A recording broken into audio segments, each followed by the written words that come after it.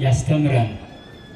ብፁዓን ኩሎሙ እለ ይነብሩ ውስተ ቤትከ በቤትህ የሚኖሩ ንዑዳን ክቡራን ናቸው። መዝሙረ ዳዊት መዝሙር 83 ቁጥር 4። እንደ እግዚአብሔር መልካም ፈቃድ ባለን ጊዜ ውስጥ በዚህ መነሻ ቃል እንነጋገራለን። ለእኔ ርቱዕ አንደበትን እንዲሰጠኝ ለሰሚዎች ደግሞ አስተዋይ ልቦና እንዲሰጥ አባቶቼ የተቀደሰች ቡራኪያችሁ የጸናች ጸሎታችሁ ታግዘኝ። ብፁዓን ኩሎሙ እለ ይነብሩ ውስተ ቤትከ በቤትህ የሚኖሩ ንዑዳን ክቡራን ናቸው ይላል ቃሉ። የቃሉ ባለቤት አምላካችን እግዚአብሔር ነው። የተናገረው ያመሰጠረው ያስተላለፈው ግን ነቢዩ ዳዊት ነው። መዝሙረ ዳዊት ከብሉይ ኪዳን መጻሕፍት አንዱ ነው። ቤተክርስቲያን በተለይ በልዩ ሁኔታ ለጸሎት የምትጠቀምበት፣ ለሕፃናት ትምህርት፣ ለምዕመናን ስብከት፣ ለሙታን ፍትሐት፣ ለሕያዋን ዕቅበት የምትጠቀምበት ሰፊ ምስጢርና ጥልቅ የሐዲስ ኪዳን ትርጉም ያለው ትንቢታዊ፣ ተግሳጻዊ፣ ምክራዊ መጽሐፍ ቢኖር መዝሙረ ዳዊት ነው እና ይህ መዝሙረ ዳዊት ከሐዲስ ኪዳን ጋር የሚያገናኘው ምስጢር ከሌሎች ለየት ባለ መልኩ ነው። በተለይ አእምሯዊ ጸሎት ነው። እያንዳንዱ ሰው በመጠኑ እንዲረዳው በመጠኑ እንዲጸልዩ ነው የተደረሰ ጸሎት ነው። ባህታውያን እንደ ብሕትውናቸው፣ መናንያን በገዳም ያሉ መነኮሳት እንደ ምንኩስናቸው፣ በዓለም ያሉ ሕጋውያን እንደ ሕጋዊነታቸው፣ እንደ አቅማቸው፣ በጉባኤ ቤት የሚኖሩ ደቀ መዛሙርት እንደ ደረጃቸው እንዲጸልዩ የተሰጠን ልዩ ቁልፍ ነው። እንደ ደረጃቸው ነው። ለምሳሌ በስጋ የታመመ ሰው ተሳሃለኒ እግዚኦ እስመ ድውያነ ካለ የስጋ በሽታውን እያሰበ ይጸልያል። የአእምሮ በሽታ ወይም ደግሞ ኃጢአት ያለበት ሰው የበለጠ ኃጢአቱን እያሰበ እኔ ድውይ ነኝና ይቅር በለኝ ብሎ ይጸልያል። እያንዳንዱ በደረጃ ነው። ባህታውያን ቢሆኑ ይህን ሲጸልዩ የሚረዱት የራሳቸው የሆነ ደረጃ አላቸው። የበቁትም የነቁትም ወጣንያኑ ጀማሪዎችም ሁሉ ቢጸልዩ የሚዋሃድላቸው ልዩ አእምሯዊ ጸሎት ነው። ተሳሃለኒ እግዚኦ በከመ ይቤሳይልከ አቤቱ እንደ ምሕረት ብዛት እንደ ይቅርታ ብዛት ይቅር በለኝ ይላል። ይህ በጣም ልዩ ጸሎት ነው እና በዚህ የጸሎትና የትንቢት መጽሐፍ የመዝሙር መጽሐፍ በሆነው መጽሐፉ ላይ ነቢዩ ዳዊት በቤትህ የሚኖሩ ንዑዳን ክቡራን ናቸው ይላል። በቤትህ የሚኖሩ እችን ነጥብ እንይዝና ቤትህ ማለት ምንድን ነው? የሚኖሩ የተባሉት እነማን ናቸው የሚለውን መሰረታዊ ጽንሰ ሀሳብ እነጋገራለን። እንግዲህ አባቶቼ በጸሎት ያግዙኛል። ማስተማር ያለባቸው መማር ያለብኝ እኔ ነበርኩ፣ ማስተማር ያለባቸው እነሱ ነበሩ። አዘውኝ ስለሆነ በትእዛዝ ቆሜያለሁና በጸሎት ያግዙኛል። በቤትህ የሚኖሩ ንዑዳን ክቡራን ናቸው። አስተውሉ ምዕመናን፣ ቃለ እግዚአብሔር ስንማር እንደ ምድራዊ አነጋገር ወይም እንደ ምድራዊ እሳቤ ወይም በምድር ላይ እንደሚያልፈው የንግግር ጣዕም እንዳትረዱት፣ የማያልፍና ዘላለማዊ መሆኑን እያስታወሳችሁ መማር ይኖርባቸዋል። ብዙ ጊዜ የእግዚአብሔር ቃል ሲነገር አንዳንዶች ልክ የሚያልፍ ተራ ነገር አድርገው የሚያስቡበት ጊዜ አለ። አንዳንዶች ዝቅ አድርገው የሚያዩበት ጊዜ አለ። አንዳንዶች ለውጥ እንደማያመጡ ራሳቸውን ቆልፈው የሚሰሩበት ጊዜ አለ። አንዳንድ ጊዜ ሰዓቱ ይድረስ ብዬ ነው እንጂ አይገባኝም የሚሉም ሰዎች አሉ። ብትለወጡም ባትለወጡም መማርን ግን አታቆሙ። ይህ የቅዱስ ዮሐንስ አፈወርቅ ንግግር ነው። አንተ ሰው ይላል፣ ብትለወጥም ባትለወጥም ተማር። አሁንም ባትለወጥም ተማር። አሁንም ባትለወጥም ተማር። አንድ ቀን የምትጸጸትበት ጊዜ ይኖራል። የተጸጸትክ ዕለት ደግሞ ንስሐ ትገባለህ። ለውጥ የሚመጣው በዚህ ነው። የዝናብ ነጠብጣብ በብዛቱ መሬትን እንደሚያረሰርስ የደረቀውን መሬት እንደሚያወደቁ ሁሉ የደረቀ ልብ ያላቸው ሰዎችንም የእግዚአብሔር ቃል የማለምለም ዕድል አለውና የመመለስ ተስፋ አለና እና ስለዚህ ወገኖቼ የእግዚአብሔር ቃል ልባችን ውስጥ ሲያርፍ በትክክል ከእግዚአብሔር ጋር ሊያገናኘን እንደሚነገር ማሰብ ይኖርብናል። እንግዲህ መዝሙረኛው ዳዊት በቤትህ የሚኖሩ ይላል። በዚህ መነሻነት ቤት የሚለው ቢያንስ መሰረታዊያን 3 ነጥቦችን ሊያሳይ ይችላል። አንዱ ቤት የሚለው ከወዲያ ዓለም ወደዚህ ዓለም መጥቶ የሰው ልጅ ያድን ዘንድ ከስጋዋ ስጋ ከነፍሷ ነፍስ ከደሟ ደም ነስቶ የተወለደባትን ማደሪያው የሆነችውን ቅድስት ድንግል ማርያምን ያመለክታል። ቤትከ ቤት የተባለች ማደሪያ የተባለችው እግዚአብሔር ለይድር ውስተ ቤቱ ለሴም እግዚአብሔር በሴም ቤት ይደር ይላል። የሴም ቤት የተባለችዋ እመቤታችን ቅድስት ድንግል ማርያም ትገኛለች። አስቀድሞ ኖህ ልጁን ሴምን ሲመርቅ በቤተ እግዚአብሔር ይደራል። ከሴም ወገን አብርሃም አባታችን ተገኘ። በአብርሃም ድንኳን ሥላሴ ያደሩ። ያ ምርቃን ተፈጸመ። ግን በዚህ ብቻ የሚቆም አይደለም። በአብርሃም ድንኳን ያደሩ ሥላሴ በመጨረሻው ዘመን ዓለም የሚድንበት እግዚአብሔር ሰውን የሚጎበኝበት ባህርየ ሰው ከባህርየ እግዚአብሔር ፈጽሞ የራቀ ሲሆን ነገር ግን ባህሪውን ከባህሪያችን ሊያዋህድ ሊዛመድ ወደዚህ በሚመጣበት ጊዜ የሥላሴ ማደሪያ ሆና የተገኘች ቅድስት ድንግል ማርያም ናትና የእግዚአብሔር ቤት ትባላለች። ሥላሴ ነግሰውባታል፣ አድረውባታል። አብ ለማጽናት፣ ወልድ በልዩ አካሉ ሥጋዋን ለብሶ ለመዋሃድ፣ መንፈስ ቅዱስ ለማንጻት ተገኝተዋል። መንፈስ ቅዱስ ይመጽእ ላዕሌኪ ወኃይለ ልዑል ይጼልለኪ። መንፈስ ቅዱስ በላይሽ ይመጣል የልዑል ኃይልም ይጋርድሻል ብሎ አስቀድሞ መልአኩ ተናግሮ ነበረ። ይህ የእግዚአብሔር ሰው ከመሆን በፊት የቀደመው የምስራች ቃል ምስጢር ነው እና እመቤታችን የእግዚአብሔር ቤት ትባላለች። ታዲያ በቤት የሚኖሩ ማለት አንተ ሥጋ በለበስክባት ማደሪያ ባደረግካት እናቴ ብለህ በጠራሃት በእመቤታችን እናትነት በእመቤታችን ቃል ኪዳንና ምልጃ ውስጥ የሚሳተው የሚኖሩ ንዑዳን ክቡራን ናቸው የሚል ጽንሰ ሐሳብ እናገኛለን። የእግዚአብሔር ቤት ተብላለችና። ሁለተኛ የእግዚአብሔር ቤት ተብላ የምትጠራዋ በመጀመሪያ ምስራታዋ በድንግል ማርያም ስም፣ በኋላ ግን በቅዱሳኑ ሁሉ ስም የምትታነጽ ግን አንዲት የሆነች የእግዚአብሔር ቤት መስዋዕቱ ሥጋውና ደሙ የሚቀርብባት በዙሪያዋ መላእክት የሚሰፍሩባት ሊቃውንት የሚያሸበሽቡባት ምዕመናን እንደ ከዋክብት የሚያጌጡባት ቅድስት ቤተ ክርስቲያን የእግዚአብሔር ቤት ትባላለች።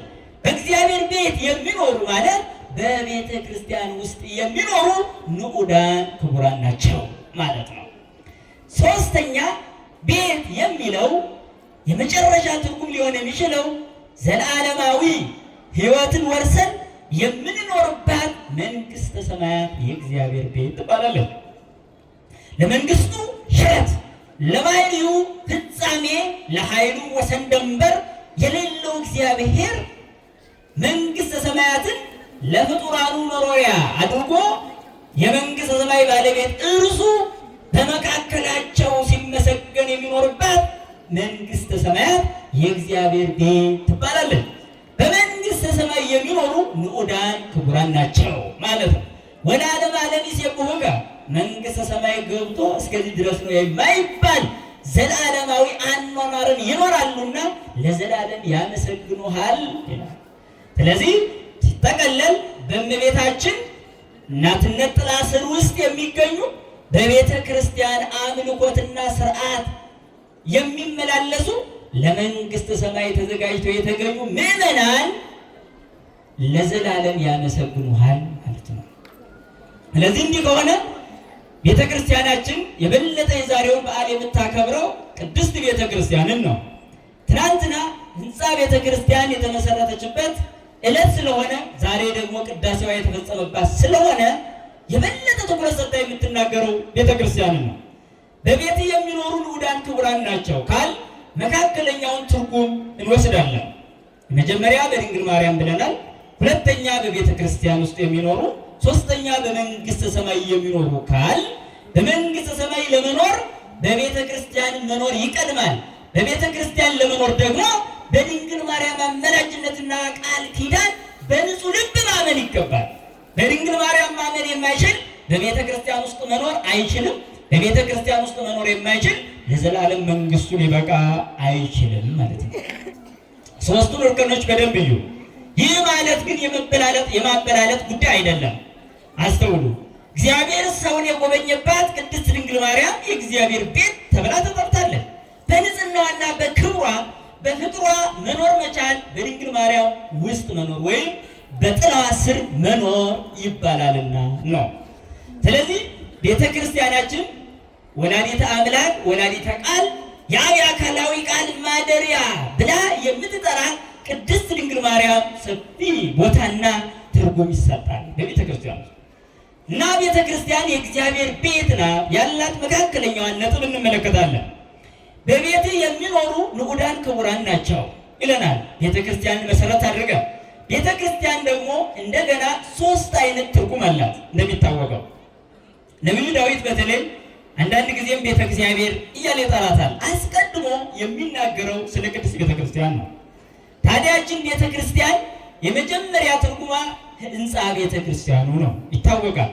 ሁለተኛው ትርጉም ህብረታችን ነው። ሶስተኛው ትርጉም የእያንዳንዱ የግለሰብ አእምሮ የእግዚአብሔር ማደሪያ ስለሆነ ቤተ እግዚአብሔር ይባላል። እያንዳንዱ ሰው አንቱ ውእቱ ታቦቱ ለመንፈስ ቅዱስ እንዲል ሐዋርያው ቅዱስ ጳውሎስ።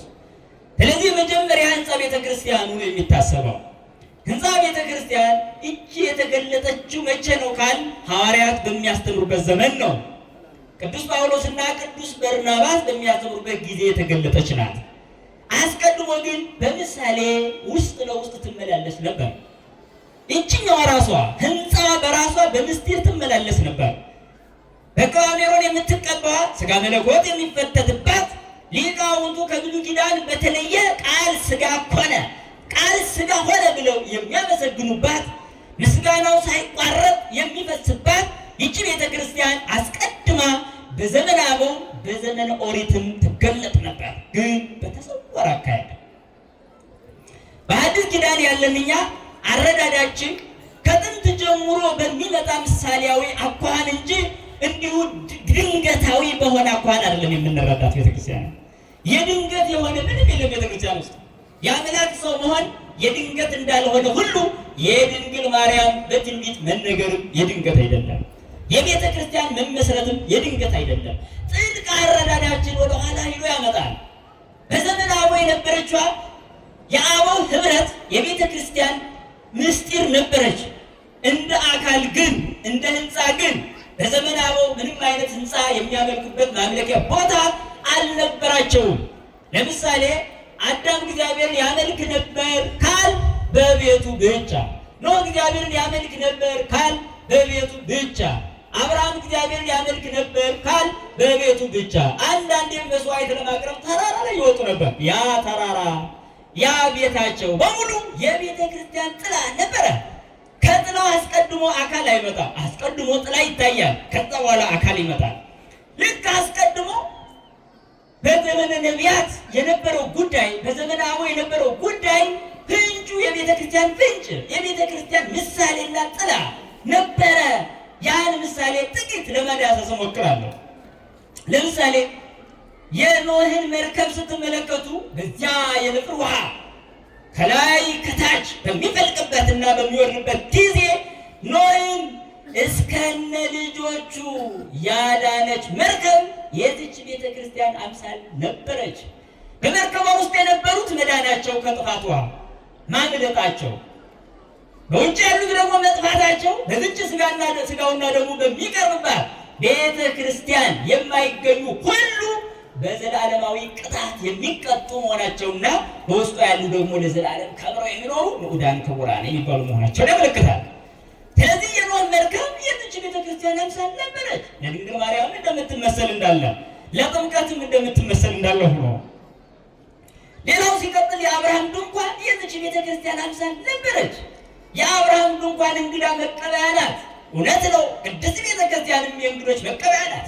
ለመንፈስ ቅዱስ ማደሪያነት ሊሰሩ ከአረማውያንና ከአሕዛብ የሚመጡ እንግዶች መቀበያ። አባቶች እንግዳ ተቀባይ ናቸው። አጥምቀው ይቀበሏቸዋል። አብርሃም እግር አጥቦ ይቀበል እንደነበረ በቤተ ክርስቲያን የተሾሙ መምህራን፣ ካህናት፣ መነኮሳት፣ ጳጳሳት፣ ዲያቆናት ሁሉም ታጥቀው በጥምቀተ ክርስትና ቀድሰው ምን ያደርጓቸዋል? እንግዶችን ቤተክርስቲያን ውስጥ ያስተናግዷቸዋል። የአብርሃም ድንኳን እግር መታጠቢያ ብቻ አልነበረችም። ታዲያ ምግበ ሥጋ ይቀርብባት ነበረ። ልክ እንደዚቹ እንደ አብርሃም ድንኳን ቤተክርስቲያንን አጥምቃ ብቻ የምታቆም አይደለችም። ታዲያስ ምግበ ነፍስ ዘላለማዊ የሆነውን የክርስቶስን ስጋና ደም መለኮቱ የተዋህደው ነፍሱ የተለየውን ታቀብላለች። ይሄ በካህናት አማካኝነት የሚፈጸም ልዩ ምስጢር ነው። አብርሃም በአባቶች ተመሰለ፣ ድንኳኒቱ በቤተክርስቲያን ተመሰለች። የእንግዶች እግር መታጠብ ምዕመናን ወደዚህ ሊቀላቀሉ ከአረማውያን ሲመጡ ተጠምቆ ነው የሚገቡ። ያልተጠመቀ በዚች ውስጥ መኖር አይችልም።